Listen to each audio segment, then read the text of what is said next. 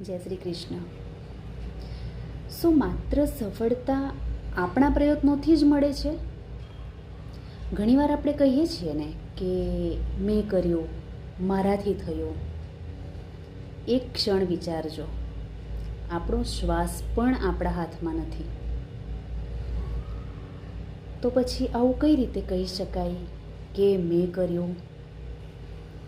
આપણે જે કરીએ છીએ એ નિષ્ઠાથી કર્મ કરીએ છીએ.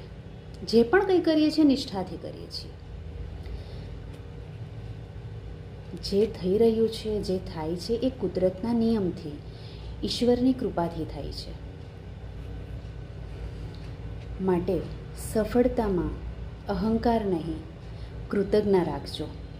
અહંકાર કહે છે મેં કર્યું અને કૃતજ્ઞતા કહે છે ઈશ્વરની કૃપાથી થયું. જો આ વિચાર તમને સ્પર્શ્યો હોય તો એકવાર કમેન્ટમાં જરૂરથી જય શ્રી કૃષ્ણ લખજો. જય શ્રી કૃષ્ણ.